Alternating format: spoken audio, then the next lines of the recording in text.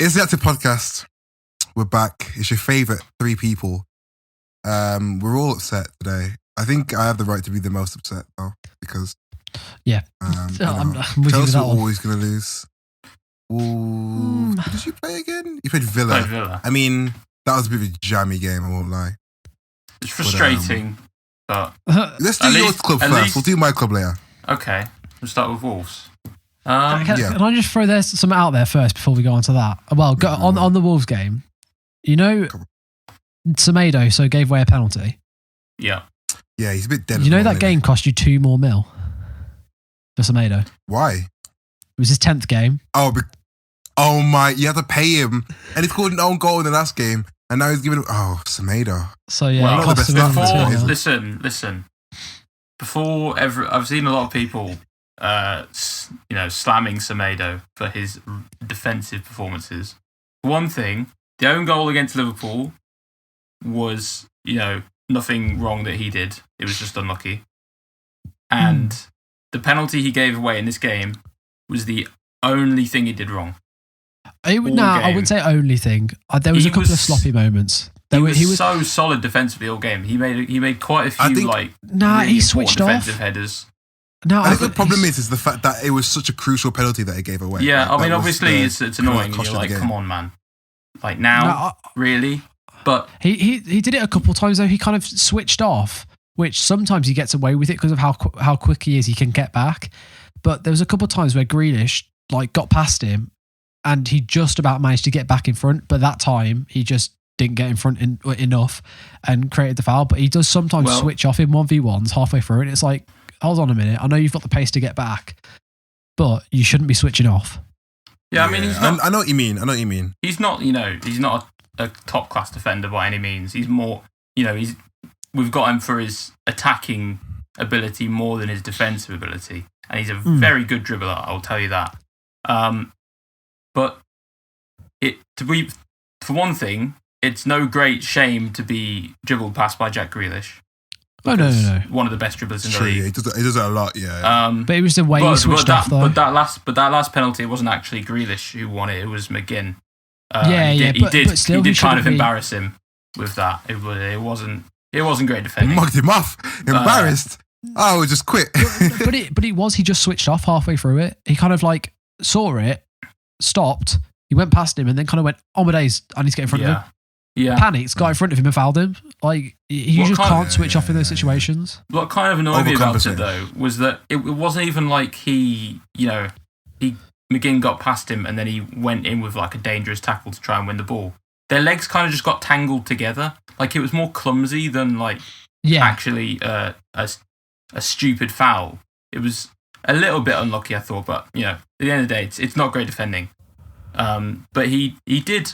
Other than that, for the most part, I thought have a pretty good game actually. So I'm not on board particularly with the Semedo complete waste of how much money we spent on him. No, I think eventually. I mean, he's still new to the club. Yeah, exactly. And he's young as well. He's not old, is he? Yeah, well, how old is he? I think he's 27, so he's not young, but he's not that old. What? Either. Yeah. Semedo 27. Yeah. This guy's been back up at Barca for how long? 2-3 years. My God.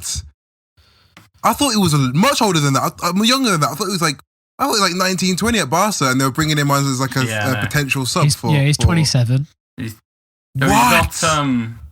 He's not young. Oh no. But I thought he should be in his prime. He should be in his prime.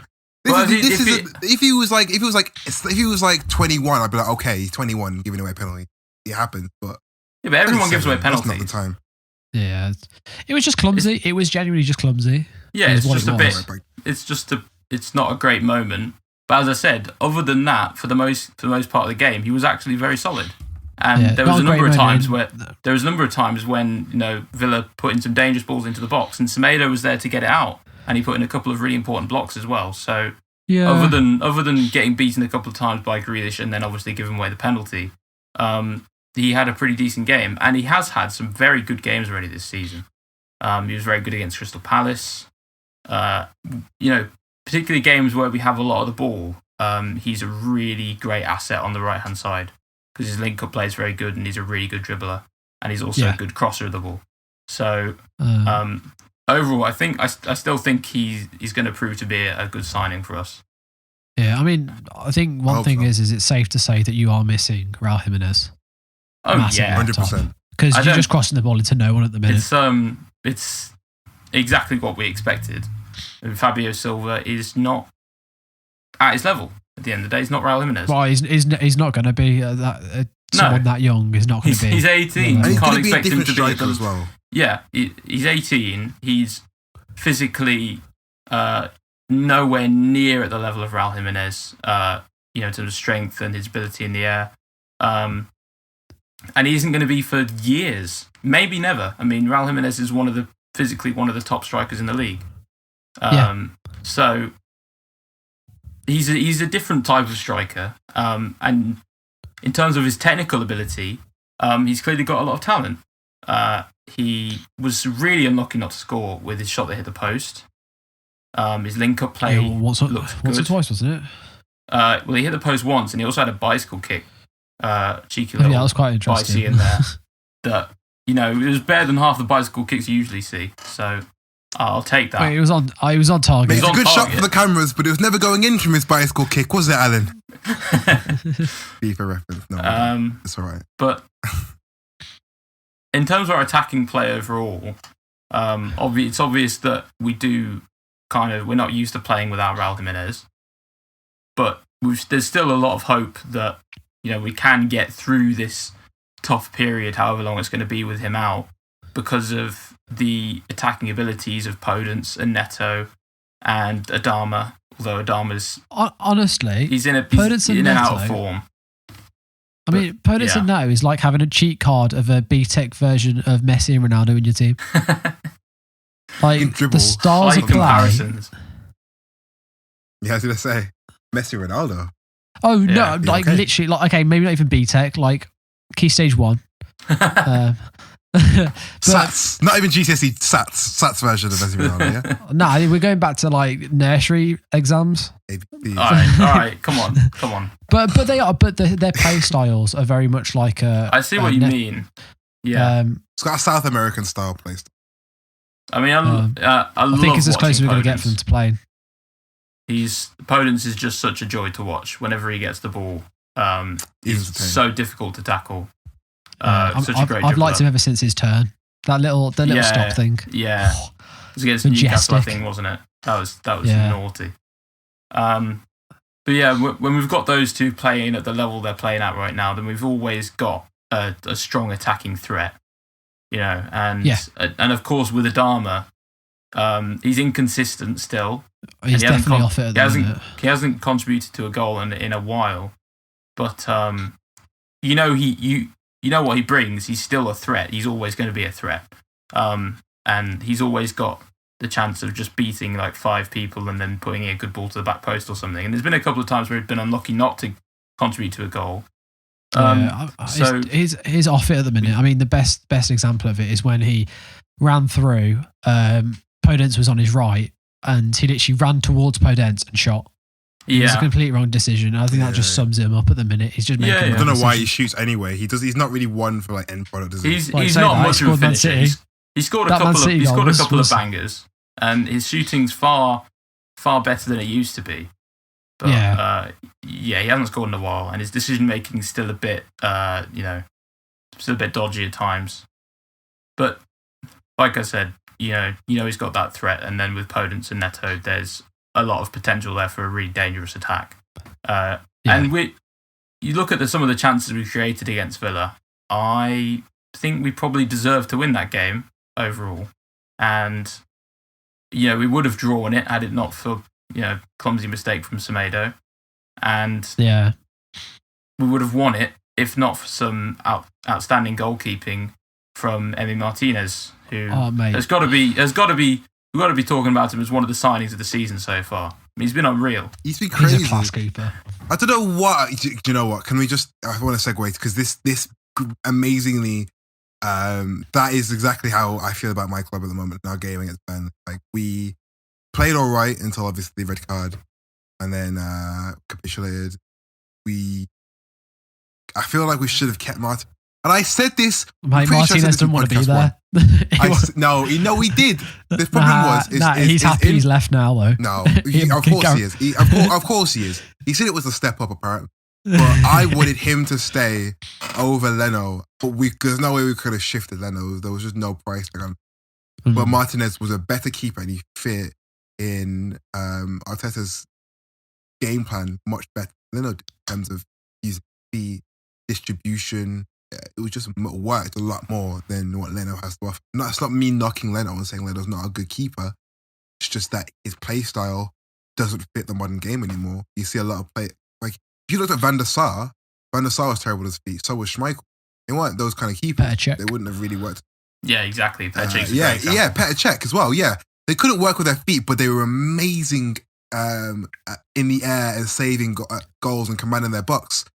But the game has evolved. You need them to. You need a goalkeeper to essentially play as an 11th man now. It's like there was some scouts from England came out and basically said that when they look at a goalkeeper nowadays, they kind of look to make sure that they're good at all aspects, and if they're not so good in one specific bit, they have to be outstanding at another. Yeah. So, for example, Jordan Pickford, there's certain bits that he's not great at, but the way he can pass a ball and he's playing with his feet is actually incredible. When you actually look at some of the stuff, like the way he can pass a ball is phenomenal, because he can ping a ball all the way to Dominic Calvert-Lewin and it's literally on top of him. Yeah. That's why Southgate seems to like him. I think that's what people don't understand. I mean, when you look at like the best keepers, I saw Alisson and Edison play in the centre of the park in a charity game in Brazil once. On YouTube, and they're crazy. Like they could probably get into like some lower Premier League teams. The best example of it is Neuer. Neuer used to. Neuer basically plays centre back, right? Well, I don't know where he played, but I know that when new keepers and stuff came in, he used to be the one that took shots against him and stuff like that, because he could play with his feet so well. He pretty much plays centre back anyway when he's. When you look at keepers for England, you've got Pope that can't play with his feet to save his life. No. Henderson that's not getting game time. But he can. The thing is that Henderson can though. But he's not getting game time. You can't play a player that's not getting game time. You don't really have an excuse. Why did he sign that contract? Why is he signed that contract with United? Play Henderson at the moment as much as I think we should. If you were Henderson, would you have signed the contract? It depends what he was being told. If he was being told he was getting regular football, then yeah. But if you weren't, because you're not going to, are you? De Gea isn't. You're not going to beat De Gea no matter how rubbish he becomes, because he's De Gea. They give him, he's a joint. He's actually been a lot better this season than he was last season. He has. Yeah. I think it's a competition. I think because you see it with Kepa. Kepa's got a replacement now, and now he's rubbish. There's talks of Kepa going. Oh, we probably will leave in January. It wouldn't surprise me. Probably a loan deal though, because no one's going to sign him. But we've shifted from the bit that I was waiting for. We're going to talk about my club with Arsenal. Top 4, he said. I didn't want to talk about it. I listened to podcast 1 and I talked about how we went top 4. Arteta was the man and we had the quality, and I feel like an absolute. Is Arteta still the man? Listen. This is I'm gonna tell you right now. This is the last game. This is the last game week. I'm going to back my manager. If we don't win on Southampton, I can't. That's a difficult game, to be fair. That's a really difficult game for you guys. But we have to win that. We have to win. We have to, and it's at home. We're not going to get any fans anymore because Boris has turned it into tier 3 again. But we have to win, and I don't think we will. All they need is a world-class free kick, and it's in. It's a goal, and we've capitulated. We go 1-0 down, and we look out, defeated. So you got instantly. Southampton. Who's around you? Who could potentially overtake? So you got Brighton and Burnley that are close to you. We're scrapping with Brighton, fam. We are genuinely scrapping with... Do you understand that we're actually fighting Brighton to get 15th? What I find funny is that Brighton deserve to be way ahead of you. They've actually been pretty unlucky in the past. So just so you know, right? You've got Southampton, which is going to be a difficult game because they're playing really well. Why should we shouldn't be saying this? If you lose that game, Brighton are playing Fulham. So theoretically, Brighton should win that game. They're going to win that. I don't know what the goal difference is. Like a rubbish Wolves where they're good against big teams. So you could drop into 16th. Why are we okay? All right, now I need to talk about this now. I need to talk about this now because we shouldn't be having this conversation, and I don't understand what the point is. Everyone in that team is absolutely every single one of them. I have no favorites anymore. I like Tierney. I like Gabriel. That's it. Everyone else is spineless in that starting 11. All of them. Every single one of them. Aubameyang was terrible. I'm over it now. The novelty's won. Cool, you won the winner in the FA Cup final. I don't care anymore. Why have you only scored 2 goals, 1 outfield in this season? Hey, are you serious now? He scored last week. What are you on about? Shut up. It was a great goal. Glancing How header. can my guy end his goal drought with an own goal at the Emirates? There are fans back there. Do you know what we're talking about? Do you know how optimistic we were when we thought fans are coming back? I feel like an absolute mug. You've actually made me. How can my club make me look so much more of a mug? Every week I look more like a mug. I talk up my club, and they honestly couldn't care. Could you imagine paying for a season ticket? It goes down though. It goes down. It starts with the players. Half of them suck. They need to go. Half their contracts are done. Mustafi, Socrates, Ozil, all of their contracts are done at the end of the season. So they're going. I want to see more players brought in because their contracts are going to bring us. Like FM where you move the slide and you get. But your problem with that is let's be kind, right? Let's say you finish 10th. Yeah. I think that's pretty generous. If we're lucky, if we're generous. If you finish 10th, what type of players are you bringing in? The thing is that you don't understand. The thing is that you don't understand is that I know people like to knock Arsenal, and for honestly, you probably no. You are a very historic club. Arsenal still have some sort of pulling power. Same with United. Yeah. United still managed to put in Bruno Fernandes when they were out the top 6. Oh, I fully agree. But you've also got to think. I think we can do that. But the problem is getting players in, and it's January. We're only going to be able to make signings of 1 or 2 people. Awar is not coming. I guarantee you we're not going to look at Awar. So Boss is going to Leipzig now, so he's out of the picture. I honestly have no idea who we're getting in. It could be Sumer. I couldn't care. I don't watch him. Who watches Ligue 1? Honestly, it's getting more and more worrying by the week, and somehow they still seem to amaze me and worry me even more when it looks like you shouldn't be able to. Like Burnley was the cream of the crop. It was the icing on the cherry on the cake. I said that wrong, but you understand what I'm trying to say. How have we got no we actually look so weak. We're too nice sometimes, and then sometimes we're not. And we're not nice in the worst times that it's going to give us a red card. And B, we have no creativity. No one wants to do anything new, and anyone who does isn't getting rewarded. Play the youngsters now. I honestly couldn't care less about any of these people who are getting 200k, 150k a week. Yeah. Our youngsters are. They really are. And Ketia, Balogun, Smith Rowe, Maitland-Niles need to play in the centre of the park. I don't want to see Xhaka and El-Neni in the centre of the park anymore. Why are we playing 2 holding midfielders against Burnley? It's all right, Jacob. You're not playing Xhaka next game. They never play down the middle. Have you ever seen Burnley ever play down the middle? Why would we play 2 holding midfielders? J. Rodriguez lives in the opposition 6-yard box. It's not like he's coming back to kick the ball from deep. Are you mad? Why would you play 2? Get Ceballos in. Get anybody, get Smith Rowe and Maitland-Niles in there. I don't want to see Bellerin play. Luckily, Bellerin, I've never been happy to say someone's been suspended. Bellerin is suspended. Oh my God. You can't play Bellerin or Xhaka next week. Because this guy, all he does is he does a crappy foul throw, gives it to somebody else. They do a decent throw. He runs up the wing, he receives the ball, and he doesn't even make it past the first man. The first man blocks it. Every time. I beg you watch highlights. I beg, if you're watching, I beg you watch highlights and watch how many times it's the first man. Same with Pepe. I'm not finished. Same with Pepe. The amount of times Pepe, his stupid bald head, standing there, corner flag, because he does the same run up. I'm doing it right now. He does a little run up. He whips it in straight at the first man every time.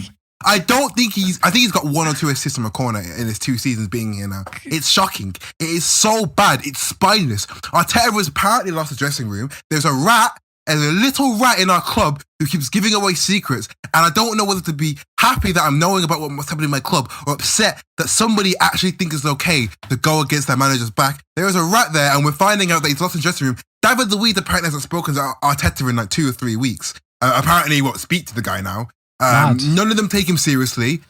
Nobody listens to him. He's not doing anything. Hold on. Oh no! I just got a tweet from a fake EFL Championship page saying "Hello Arsenal." Come off my. I'm done.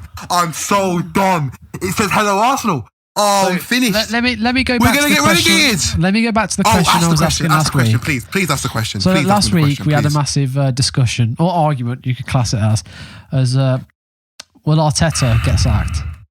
No, he won't because they've invested too much time on him. No, they won't. You still don't think he'll get sacked? The only way he will get sacked is if he loses Southampton. If he loses bad to Southampton, but I can't see it. If we are still you can't see you losing I can definitely see you losing Southampton. They're fourth in the league. Okay. All right, let me change that because we could 2 points off top. We could very easily lose to Southampton.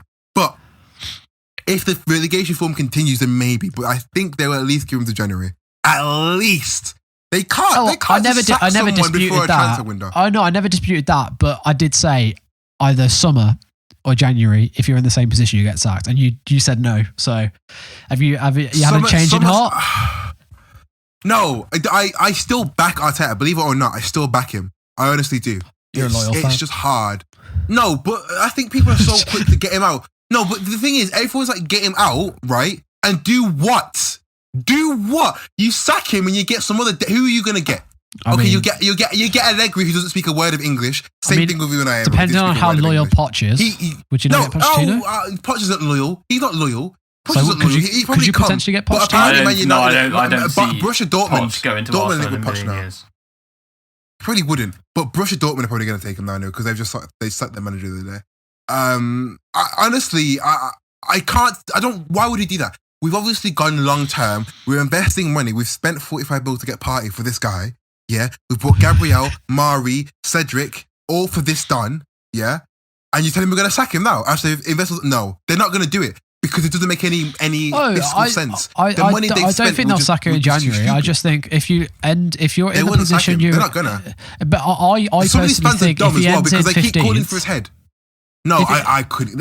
They're calling for his head because we lose it. We're in a rough patch, and granted, we're in a rough patch. But it's going to take a few more rough patches before. No, I know, but it's going to take a few more. What do these fans who keep saying Arteta out actually want? What do you want from the club?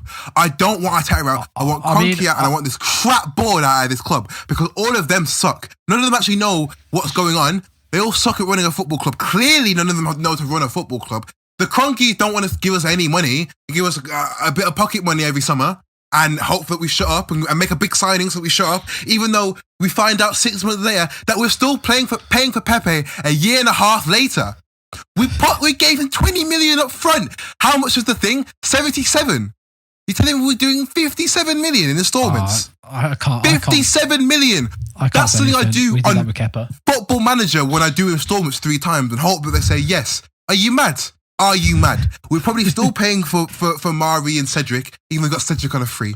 It's honestly ridiculous. Like You're probably still paying for Mesut Ozil. The business sense is disgusting. We probably are still paying for Mesut Ozil, and we pay his wages like ridiculously. He's staying for multiple bonus, and do you know what's even worse?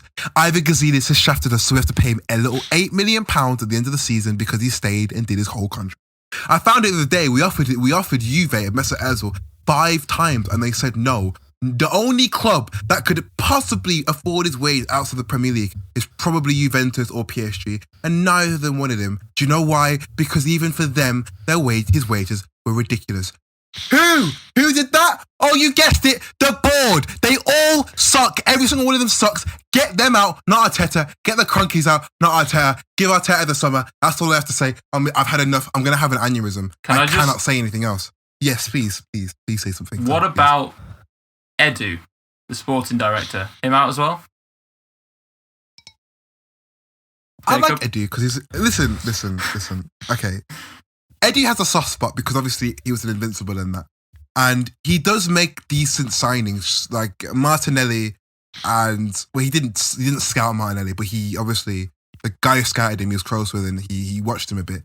And Mari seems to be a good signing if he stays fit. So... He has an idea of sport. So I'll give him a pass.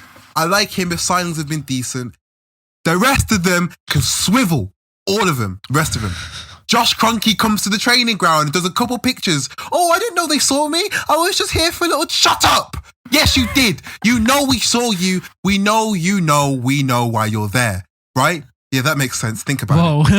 I honestly... my head's gone. I honestly can't understand why this guy... Like, his dad isn't even there. Josh Kroenke doesn't own the club. His dad owns the club. Have you ever seen Stan Kroenke in the Emirates? No, you haven't. You've never seen Stan Kroenke do an interview. To be honest, most owners don't. I think Roman Abramovich done one interview in his 25 years of running that stupid club.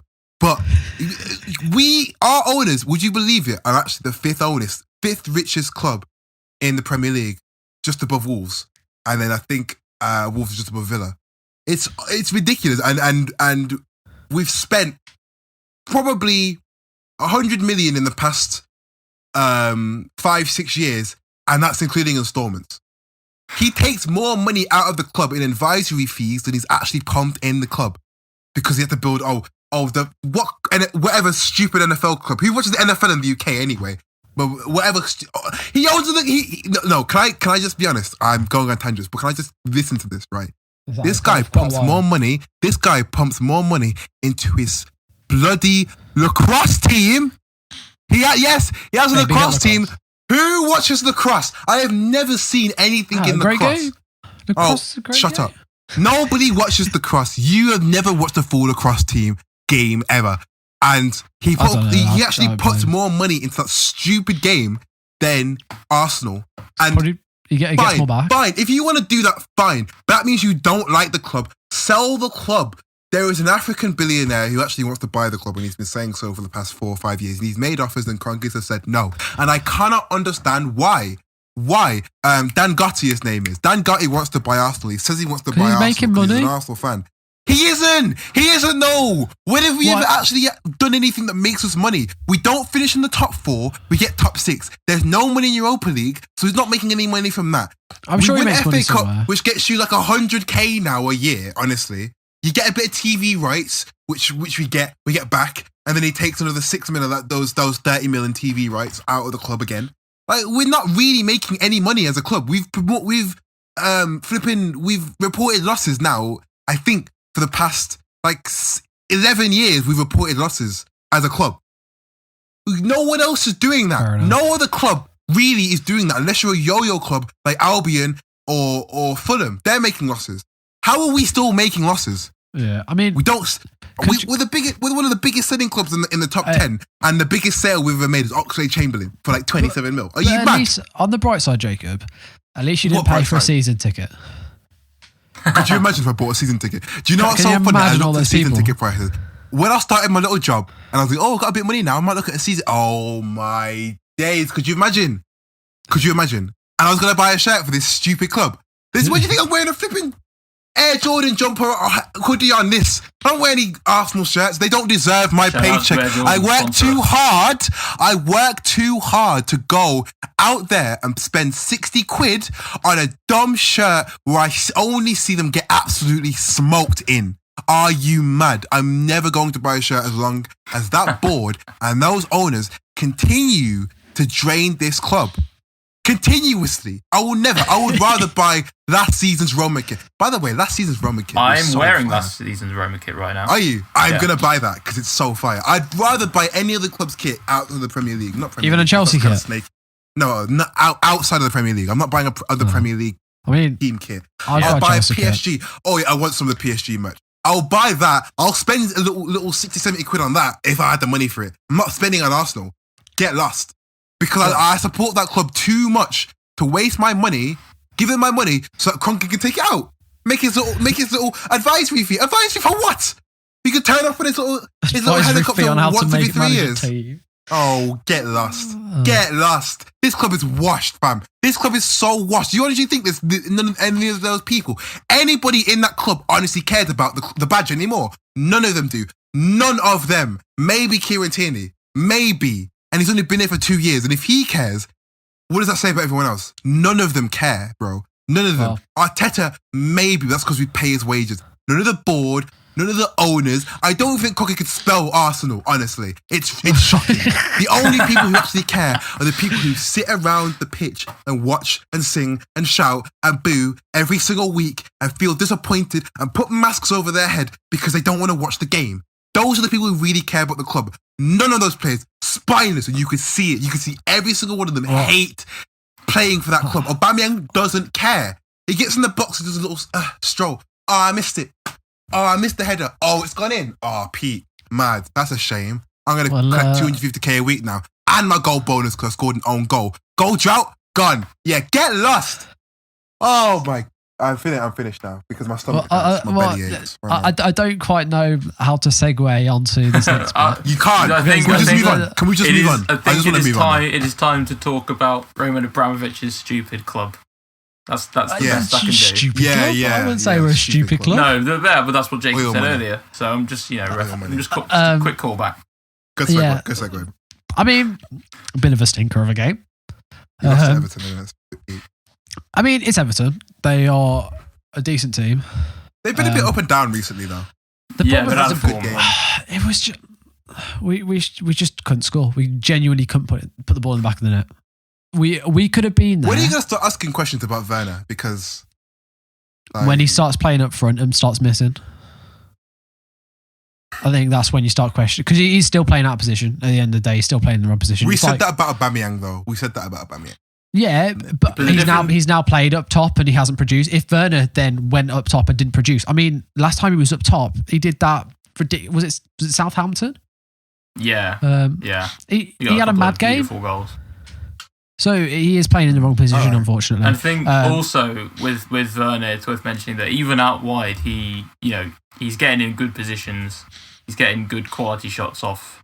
He's got, I think, 4 goals, 3 assists in the league. Yeah, it's not dreadful at all.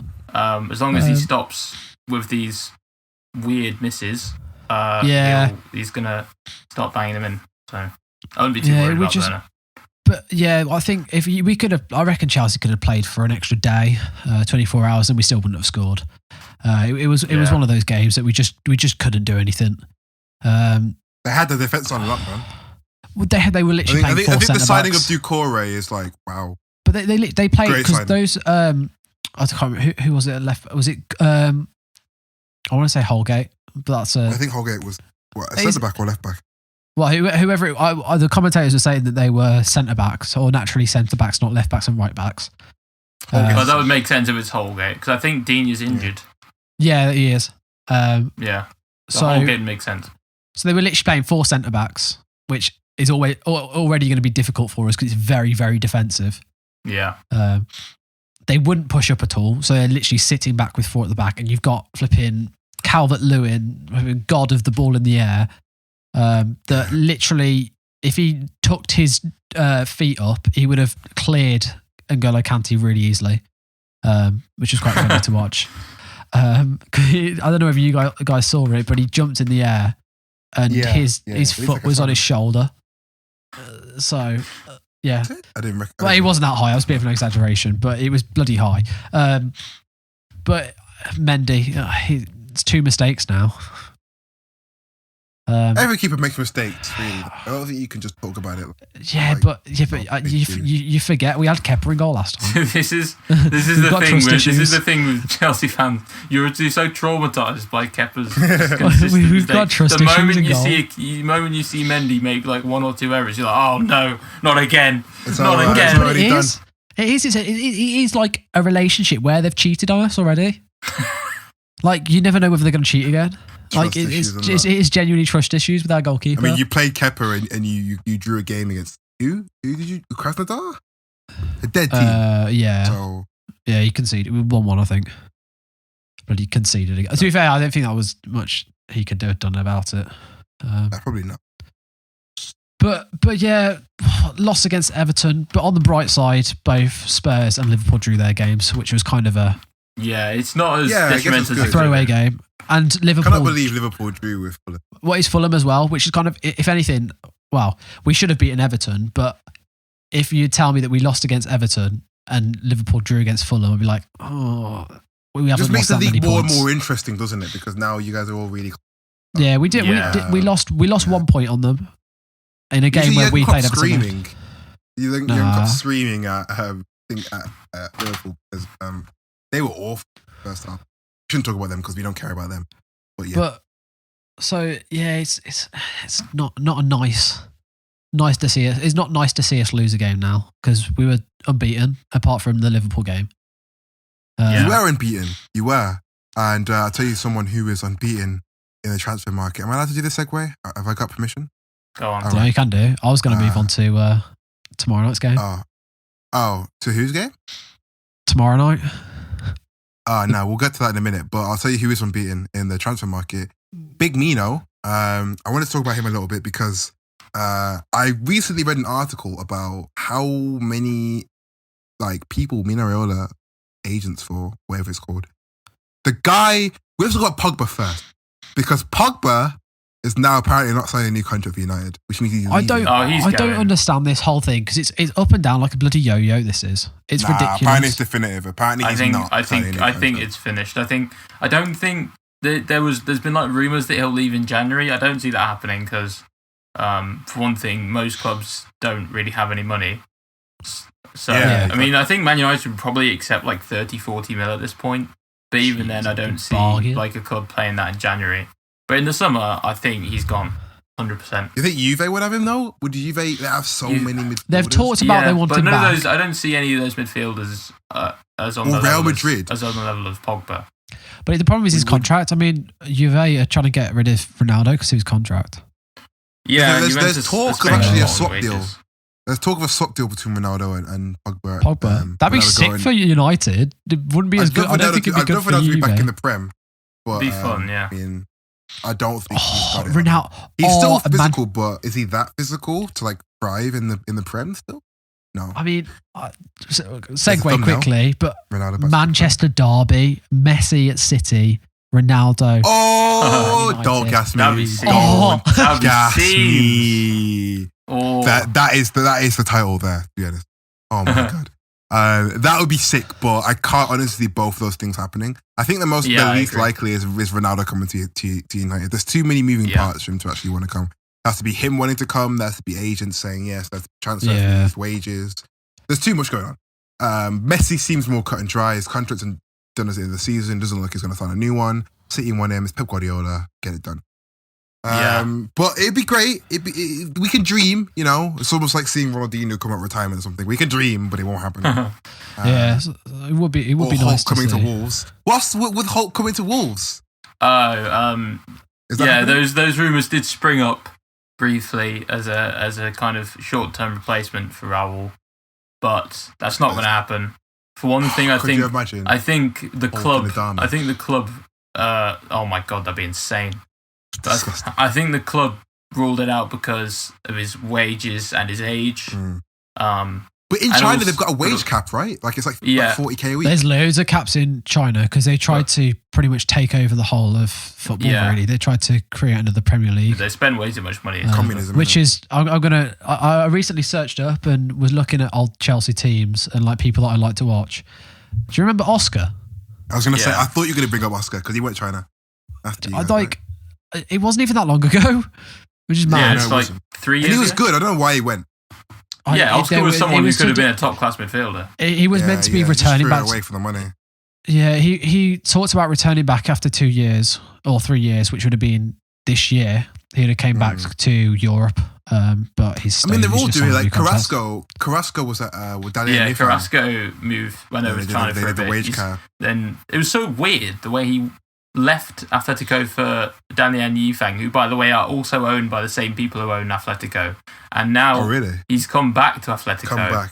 Basically, so it kind of smells of some dodgy dealings, to be honest. Bit of well, there was rumors. Creative accounting. Rumors for two creative. There's rumors of him coming to Arsenal quite a lot as well. In fact, there was a lot of rumors. There was rumors that he was linked with an English club. His ex-players at Yifang were saying that he was linked with Arsenal, and they were saying he was linked with a club in England, and all this, and then Atletico. I guess he's just better at Atletico. He knows the language. Arsenal just aren't that good of a club anymore, so he'd want to go there. I think now on the subject of Atletico, and having just discussed Chelsea.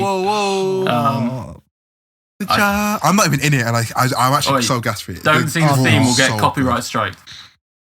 Sorry. Yeah, we actually would. It's time to move on to one of the big events this week. It was the Champions League draw today, as we're filming it. Can I just explain my what was going through my head, because I watched it live. So did I. I've said this to Sam already before, but literally, so the balls are. So we've Atletico's came out. Atletico Madrid has already been called. And I'm thinking in my head, just don't call out Chelsea. Don't call out Chelsea. The guy puts his hand in the bowl, moves it around, and I see two balls there. And I'm thinking in my head, do not pick that right hand ball. Do not pick the one on the right. Cold one. Pick the one on the left. Pick the one on the left. He goes and picks the one on the right. I'm like, oh dear. Then next thing, right? It's fine if the piece of paper is completely filled out. It's a long name and it can't be Chelsea. I'm seeing blank spaces on the page. I'm seeing a short name. He reads out Chelsea. There it is, son. And he just went down. To be honest, though, I think you're deep in a bitch with Atletico, because I think Atletico's on a very similar level as you are at the moment. I think it'd be an interesting game. With that. But right, you can't like they're two clubs that are on form at the minute. We've got 2 months to go. I mean, anything could happen then. And they are clubs that could drop in form massively. You have to keep Giroud in January now, because if you don't, I feel like he's the striker. He did nothing against Everton. No, but you have to look at like someone who can break through that 4-4-2, disgusting 4-4-2, break through those two lines, the four banks of two, and just because they have a very physical back four. You need as well. someone who's physical enough to actually compete with the Atletico defenders. I mean, I'm not going to lie. I think we'd be all right with Giroud up top, but I think the main person is actually Ziyech. You need someone who can unlock that defense. Because I think it's just the short passing. I mean, we had Havertz out at right wing, which I already know is not a good idea for him to go out on the right wing because he can't do it. But just he'll get smothered. Havertz will get smothered in them. Yeah, because but if you look at their midfield, it'll just get like Saul is just going to eat Havertz alive. I guarantee you. But for the Everton game, the amount of misplaced passes to Reece James was ridiculous. He just couldn't get the pass right, and Reece James he did it in games before as well. I remember his first game I watched him play on the right. He seems like he's almost too fancy, if that makes sense. Like he doesn't put enough oomph in the pass. It's quite annoying. It's like a feather. But no, if we have Ziyech, we've got that really good left foot that he can shoot, cross it, or just the weight of pass to Reece James to just run onto it and cross it into Giroud is just ridiculous. And I think at the minute Ziyech is our most creative and best player, and when he plays, we just ridiculously good. Because I mean, if you look at the start of the season, we didn't have him. You need a good cross, really, like that meets Giroud perfectly, and you're 1-0 up, and let's be honest, Atletico aren't going to switch up their play and try and beat you like 2-1. They're not the team to come back. I'm sure it'll be a game of we will have most of the possession. I mean, we have most of the possession. Oh, you certainly will. You certainly will, but loads of clubs do that. Simeone board is renowned when they play teams like Chelsea, Liverpool, United, City. They play the most boring back four football ever. They basically have their right mids, and then their right mids turn into wing backs. Dead. I never watched Atletico play anymore. I watched Liverpool last season, and I was like, I'm never going to watch it. And even though I should have watched the last like 5 minutes of that game because it was class. But they're boring. It's like, you know how they're going to play, just how you beat them. I think we could potentially beat them. I think if we beat them, Jorginho pass. Get Jorginho like sitting deep and just pinging it, spraying it out to like Ziyech and Giroud. No, I don't think we'll see. I think Jorginho's going to go in January. In January? To where? Juve? He hasn't started in about 2 months. He hasn't started, and you've got to remember you've got Euros coming up next year, and to be in the Euros, you've got to be playing. Really, where would he go though? Like I'm gonna decide if he went back to Sarri and went to Juve, but they also Sarri's not at Juve anymore, is he? I'm gonna say. No, he's not. Oh my god, I forgot about that. I did that last week. Was it the podcast where I said Setien was at Barca? I think it was on Xbox maybe. But I think I don't know. Where's he? Yeah, it'd be interesting to see whether he stays. I think they're trying to sell quite a lot of players. Chelsea are in January. You probably should be for the amount of money. I think Alonso, Emerson, Jorginho. Who else? In January though, no one's got enough money to really buy them. I don't think. I think you'll see. We're not going to get much money for them. I think you should keep Giroud. I think Giroud is the one you need to keep. I think Giroud will stay. Giroud didn't want to stay. He wanted to leave if he didn't get game time, and he's just got a load of game time. Yeah, and it's working for him as well. He's scoring goals. I mean, because the whole thing was the French manager was saying if you don't get game time, you're not coming to the Euros, was pretty much what he said. So Giroud was kind of like, I need to leave type thing, but he played, he stayed. He's and he scored 4 against Sevilla. So clearly he's good. All right. Let's have some predictions for the Atletico Chelsea game. First leg, second leg, aggregate score. What are you guys saying? No, I think what's the first leg? Is it Chelsea home? The first leg is in Atletico.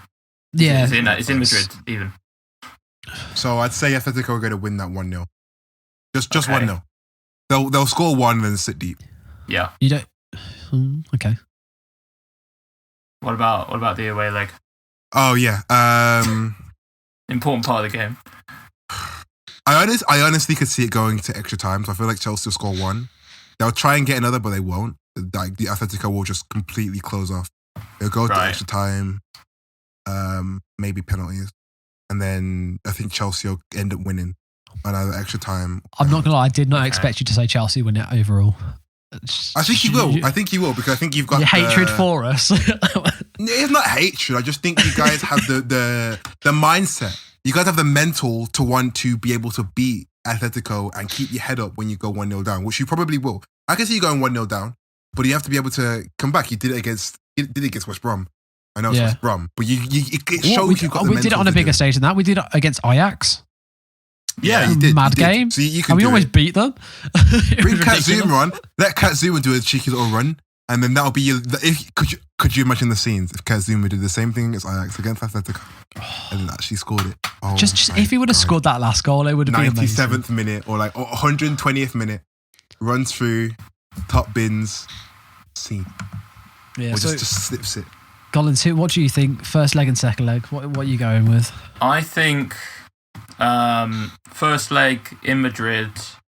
I think 2-0 to Atleti. Okay. Because I think they've been a little more.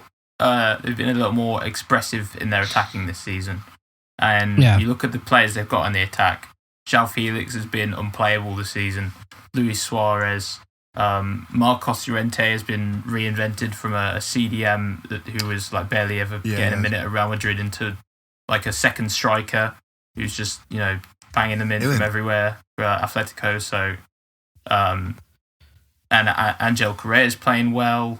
Koke's playing well. So I think they've got a more dangerous attack than they did last season. So I would say 2-0 to Atleti at home, and then a 1-1 draw at Stamford Bridge, and Atletico go through 3-1 on aggregate. On away goals. 3-1. Yeah. What about you, Ewan? What are you saying? Mate, I mean, I don't even want to do this, but come on, be strong, son. I don't want to tempt fate, mate. I reckon a 1-1 at Atletico. I reckon we'll score first and then concede.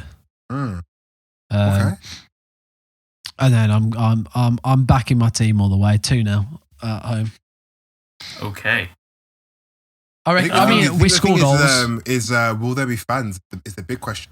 Are there going to be fans in that game? But the thing is though, which both of you haven't put Chelsea as scoring many goals. I know Atletico have got a good defense, but we are an amazing attacking team. We don't score a lot in a game. You don't have against dead teams. Yeah, you take advantage of dead teams like if we have Sevilla. You do. If you look at the games that when we've had like our actual proper team, we are such an attacking. But I always say you score a lot. Like Tottenham, you didn't score a lot, and you needed to. You didn't score any. United, you didn't score any. Sevilla, we scored 3. You don't score where. Yeah, okay. Well, you're better than Sevilla on paper. You should be anyway. I think it's about knowing your opposition. Like, I'm not gonna lie. I haven't seen Atletico play. You aren't gonna score many against Atletico. Even if you put Bayern against Atletico, you're not going to score that many. Yeah. Like that's how they play. They make sure you don't. You look at the personnel in that Atletico defense. You've got Jimenez, And then you've got the best goalkeeper in the world, Jan Oblak, who's been insane this season. World class. And for the last 5 years, he's been insane. So I'm just backing my team to score goals. In my opinion, I understand what you mean. Going to struggle against that defence. And the best defensive coach in the world, Simeone. Even Liverpool, who had the most potent attack in that season, last season, and they won the league. Even they couldn't score against Atletico, and they had pretty much their full starting front three, and the good defense as well. I know this is going to sound really obvious, but I think the biggest thing is just going to be who's available in Chelsea's. Cause Maybe, but they're just frustrating. Like Atletico was just I mean with Chelsea, I think if we haven't got Ziyech or Pulisic or something like that, I don't think we'll do that well because they're always hopeful. But if we don't have Ziyech, I don't think we'll win. I'm going to be brutally honest. I'd agree with that. That's it over. We've got no creativity. Can we talk about Europa League? Well, firstly, I kind of wanted to go through and get your opinions on the rest of the Champions League draw. There's definitely some interesting ties. So maybe some quick fire predictions for all the ties. I think we can all agree that Man City will probably beat Borussia Mönchengladbach. It'd be a good game though. I'm going to watch that. Yeah, it'll probably be a fun game, and Mönchengladbach might cause a few surprises. But I think ultimately Man City will come out of that one on top. Similar, maybe like Monaco. Maybe when they played Monaco in the Champions League. It was really entertaining. But I think similar thing with the Bayern Lazio game. Although I like Lazio, and last season they were really good for long parts of it. This season they've been pretty inconsistent. And Bayern they're Bayern. They're amazing. Yeah. Like I always, even when I'm at work and I see Bayern go, because they've gone 1-0 down a couple of times this season. I'm like, well, now they're going to batter them. It's almost like they have to get revenge. And it's like, how dare you score again? Yeah. Now you're going to hold 5. That's what I thought. Shut up. Like it's just upsetting. It's just peak for that team. I think it'll be good to see them play that still. Be interesting. Juventus will beat Porto. That's not a particularly interesting one. Dortmund versus Sevilla. I like that because they're gonna have a new manager. If it's Poch, then it will be really interesting. I like Sevilla. They play really entertaining football. I love watching Sevilla actually. Do they? I like. Yeah, I like. It's satisfying when you see a nice wicket. When I watched the Super Cup. When I watched Super Cup, like towards the end of the Super Cup final, it was like quality. That was a good game. All the Liga games. When they've played against us, all they've done is boot it out wide and cross it in. I didn't watch that game because why would I want to watch Chelsea? Dead team. But I mean, I think they'll give him a good game. I think Dortmund will come out on top. Sancho and Haaland linking up. Haaland will score a screamer. He just scored goals. He will. Dortmund. I mean, like you said, I think Sevilla are a decent team, but Dortmund have too much attacking firepower. Really, Haaland, Sancho, Gio Reyna has been really, really good this season. Him. Been doing really good. Torgan Hazard. Torgan Hazard is a great player, and he's barely getting any minutes at all. Similar with Julian Brandt, so. They've got plenty of attacking riches to get past Sevilla. Another interesting one, I think, is Atalanta versus Real Madrid, because I think on paper that looks like something that Real Madrid should be winning, but Atalanta are a good team. Real Madrid are I could see Atalanta beating that great. No, but you seem to you're forgetting that a lot of these clubs, like your Cities, Barcelonas, Real Madrid, Liverpools, they'll not play as well in the group, and they'll look like they're really, really not doing that well. But all of a sudden, it's kind of like, right, this is go time, guys. We need to switch on. I can see it happened last year. Disaster class. I can see Varane just. Honestly, you'll be surprised. You'll be surprised. It'll suddenly flick for them. Not flick. It will suddenly click for them, and it'll be like, right, we need to go, and it'll be. But Real Madrid, it only seems to click for one person. That's Benzema. He's the only person who seems to be like, "Yo, can we do something?" He's the only one. Everyone else doesn't care. When you saw the last game, Benzema basically won the game single-handed. in the last Champions League. Real Madrid haven't really reached that level in the Champions League since Ronaldo left. They a couple of years ago they got battered by Ajax. I can't remember who they went out to last year, but I don't think it was it Man City. I think it was Man City that lost to last year. Yeah, it was Man City because Zidane said he was going to take out Man City and they didn't. So they weren't particularly impressive in that. So Atalanta are very inexperienced at this level compared to some of the players at Real Madrid who've been playing at the top of the Champions League for over a decade, like Sergio Ramos, more than anyone else pretty much in the world knows how to play in the Champions League. But Atalanta, they're probably the most exciting attacking team in Europe. They have been for the last couple years. And Real Madrid's defense is not convincing. As Jacob, you mentioned Varane has had a really poor season. Ramos basically just does everything in defense. Like he just sprints all over the place, playing left back and centre back and right back at the same time, just winning the ball everywhere. And he's 34. I mean, the guy's insane. But I could see Atalanta kind of exposing them a little bit. But I could as well. Yeah, I could see them just like getting through that. Yeah, I mean, I definitely want to see Atalanta win because that would just be great. Everybody loves that kind of underdog story. But at the same time, I do kind of worry that Real Madrid are just going to do that Real Madrid thing where they just they just hold on and then they grab a late winner through Sergio Ramos from a free kick or something. But I reckon I might back Atalanta here and go for a cheeky Atalanta upset. Okay, yeah, I think I'll follow you on that. I think I will follow you on that. I'll go Madrid. Should be awkward. Should be weird, yeah. Yeah. Fair enough. So there's two more to talk about. The two really big ones. First off, Liverpool versus RB Leipzig. Liverpool. Upamecano isn't. Their defense is good, but like not Champions League good. You know what I mean? Like not. I wouldn't exactly say Liverpool's. I wouldn't say Liverpool's defense is Champions League at the minute. No, but the thing I've noticed with Liverpool is that their philosophy carries no matter what. So even though Van Dijk is out, and yes, that loses them quality, the rest of them, like when you play Matip and Fabinho, they still have that Jurgen Klopp philosophy. They all know how to defend. Weirdly as it sounds, they're actually still decent. I know they have that under 23s, but I haven't really seen much from it, to be honest. But from what I did see, it didn't look bad. Yeah, I think Leipzig's defense as a whole. I think Liverpool will win that.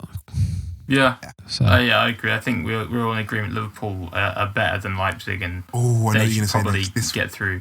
But it was still. I think it'll still be a really interesting game. It'll still be a really close game. We saw with Leipzig's games against United and PSG that they're a very entertaining team, and they can mix it with the best. And they got to the semi-finals of the Champions League last year, so there's a lot of quality in that squad. But of course, the biggest tie of the round. Oh my god, I'm so gassed. Arguably, the rematch from the ultimate comeback a few years ago, Barcelona versus Paris Saint-Germain. Oh my god, it's gonna be so good. So gassed. I think PSG are gonna wipe the floor of them. Yes, 100%. Mbappe and Neymar, are you mad? I know Neymar's a soft spot for Barca. He wants to join, and they probably score. No, I swear he's just. Neymar. I swear that. Oh, he's injured. No. Well, he's injured at the moment, but no one really seems to know how long he's going to be out for. I could have sworn that the PSG has spoken to both Mbappe and Neymar, and they want to stay at PSG. Well, I've seen a lot of rumors about I only listen to that when they've signed a contract. There's no way you know. Yeah, for exactly. Sure. But if you signed a contract, then yeah. There's been a lot of words coming out of PSG that Neymar has kind of given up on moving back to Barcelona a little, and he's kind of settled in Paris now, and he's willing to see out his seen that Messi's career going. kind of. As far as he's gone. Yeah, that's what I think. Yeah, but I think partly as well, the fact that they did reach a Champions League final last year has maybe kind of convinced him that they are a team with the capability of winning the Champions League. So he's maybe a little more convinced now about the project than he was, a year ago. In terms of Mbappe, Barcelona are rubbish right now. They're in too much of a mess when I go there. Yeah. In terms of Mbappe's contracts, there's been rumours that there was rumours that he didn't want to sign a contract, and then more recently there was rumours that he was more willing to. But it's possible that's kind of like almost propaganda from PSG to make it seem like things are better than they are. Maybe. But yeah, I don't know why it would. There's so many clubs that want him and can offer him so much more money. And no, but it could also be applied to basically try and drive his price up. Well, yeah, drive his price up at PSG and just get his contract boosted up and go, look, they'd pay this much for me if you want to keep me. Yeah. But it looks like Real Madrid agents do that a lot. They just turn around and go, oh, my client wants to leave this club that isn't interested in them. What is interested in them? And it just creates this massive war of like clubs bidding over them and contracts and everything. It just helps. Yeah, the thing is, there's only one horse in that bidding war. Yeah, Real Madrid, it looks like they're gearing up to go all out for him in the summer. They're the only club, honestly, in the whole world who could honestly afford it. No club in it, especially in this climate. Even before COVID, Real Madrid are the only club who could afford him. A, could afford him, like transfer-wise. B, could afford his wages. And C, Mbappe would actually want to go. Yeah. Like, imagine if Newcastle somehow got that Saudi sheikh takeover. Only two of the three, and the third one is Mbappe. Doesn't care about Newcastle. So why would he want to go? He has to want to go there. But yeah. I think we'll go. I think we'll go him. Him and Camavinga. Yeah. That'd be fun, wouldn't it? But yeah, I agree with what you're saying that PSG right now they're so much better than Barcelona. Barcelona are just in absolute state right now. Although PSG did lose to Lyon last night, I believe. Big Aouar on the pitch, my guy. I watched that game. I watched that first. We're never going to sign him, so I don't even know I'm getting gas. He's so good. But yeah, I think I agree. PSG are gonna get their revenge for the 6-1 loss a few years ago. They're gonna pretty comfortably win this tie, which is kind of the marquee tie of the round. Yeah, but another person that comfortably won was AJ. Anthony Joshua. Yes, they did. That was a quality segue. I was trying to work out what the word was. That was segue of the podcast so far. I wanted to say was best or won the game. I was like, it's not fighting's not a game. But yeah, no, AJ. Oh my god, that was mad. Dominant. Ruined. The amount of back of the head shot though, the amount of times he hit the back of his head was shambles. It's just boxing. It's just boxing. It happens all the time. It never gets stopped. It's because little taps as well. Points, though. A lot of it is just little taps. I don't care. It's the principle, isn't it? The principle of doing that. Like, but one time, if you stop it every time, I'd rather you just didn't stop it and just let the fight carry on than breaking it up, stopping it. Because the time still ticks on. It's not like football. You get added time. Yeah, it's true. It's true. Well, if they were gonna pull him up on it, I think the best way to do it would have been if Pulev had won the fight, then they could have gone back and said, actually, look at all these illegal hits that you threw. Yeah. You can testify. Yeah, I mean, I don't think if he would have won that fight, I don't think they would have turned it for those little taps. No, I feel like that's how they should have done it, but I don't think they would have done. But it doesn't matter anyway because AJ battered him. It was the knockout was the funniest part. I mean, the guy got up and was like, "Let's go." He just got up, bang bang, like, one punch, and he's down. I mean, it's a bit harsh to say it was quite funny. I mean, a guy being knocked down. It was okay. Let me put it this way. Just happened? It was an entertaining knockout. It was just kind of the fact that he just stood up and then went straight back down. Okay. Pulev should have just threw the towel in. Probably from the third round, it was getting battered. That was the third round. He was getting absolutely battered, and then he kind of seemed to pull it back. He it's heavyweight boxing. He was doing pretty well. He was. You're right, Sam. He was doing all right. He got a few points, I guess. Getting a few punches on him, and then obviously, it's AJ though, isn't it? So you just. I know, but it is also. It's also heavyweight boxing. These are these are going to be the heaviest punches at all in boxing. The thing is that I don't think people understand is heavyweight boxing. Okay, but he's doing it against you. Who do you know Pulev has fought apart from Klitschko when he lost it? But it's still heavyweight boxing. A punch cannot I could, if I hit you hit AJ in the right spot perfectly with a certain amount of power, he'd still go down. If you hit him, you'd have to hit him in the, like a liver shot can like end someone's fight completely. Like you'd have to hit him there. A heavyweight boxing, all it has to be is one perfect punch. It depends. People fight differently. Deontay Wilder, sure. If Deontay Wilder did one punch at AJ and it's like a proper slug, then sure. But if you're talking about like Pulev, for example, who isn't really about that, like he's not about that one punch man. He's about Yeah, but they're still heavyweights. It's still powerful. No, it doesn't really matter because you're also fighting a heavyweight, and most heavyweights can take most punches without being knocked out.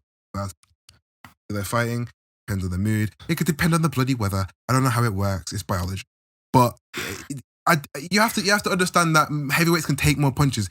Maybe if AJ or any heavyweight was fighting you, you're a lot smaller than a heavyweight. You're not a heavyweight. No, I don't know about, mate. I'd absolutely knock him out. You'd probably go down in one punch. So would I. I'm not a professional boxer. I don't know. I'd stay up. Probably get knocked out. I'd stand up tall. Yeah, okay. Ain't nobody knocking me down. Yeah. I could knock you out. I could knock you out in one punch.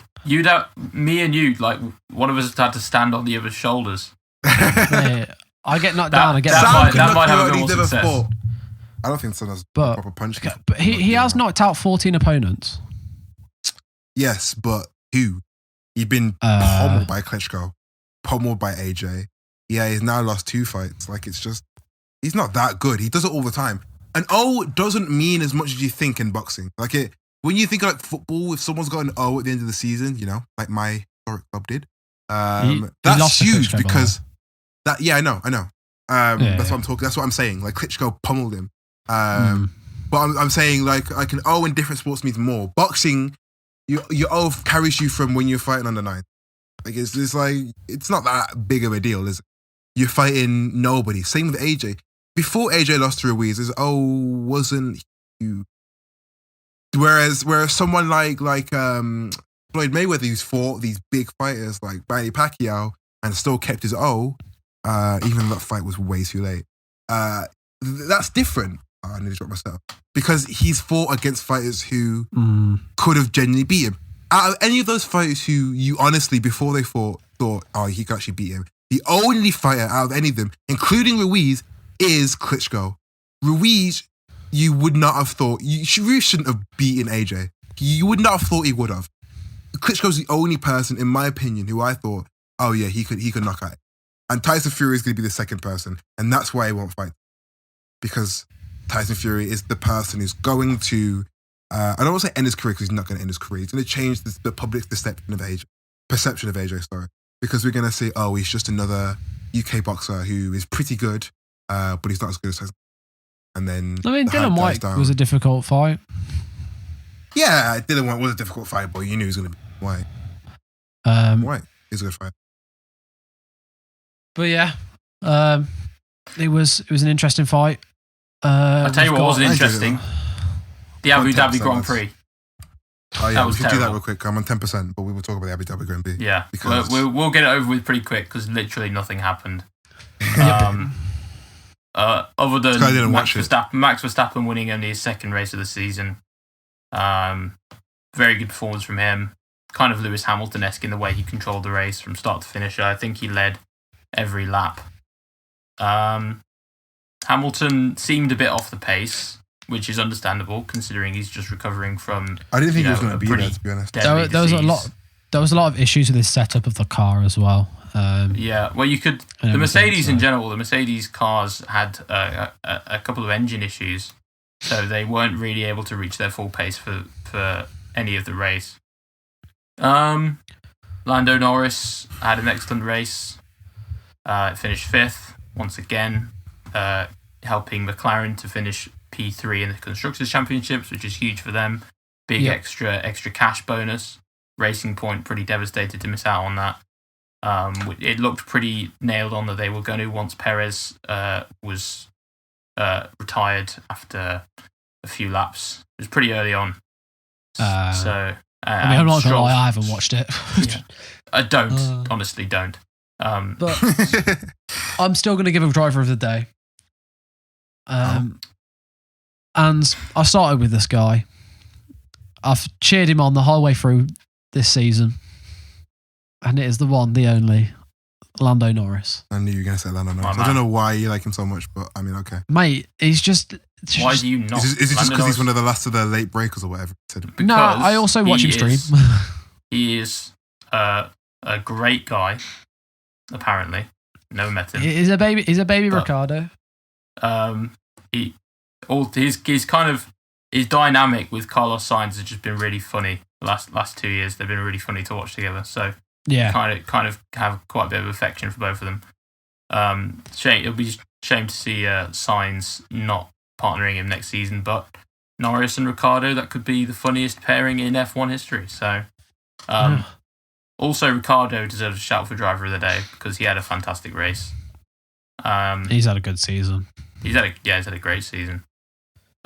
So that brings us, I think, pretty well onto, I think, who would you say your driver of the season would be? Can you not give it to Lewis Hamilton? Like, is there a situation where you couldn't give it to him?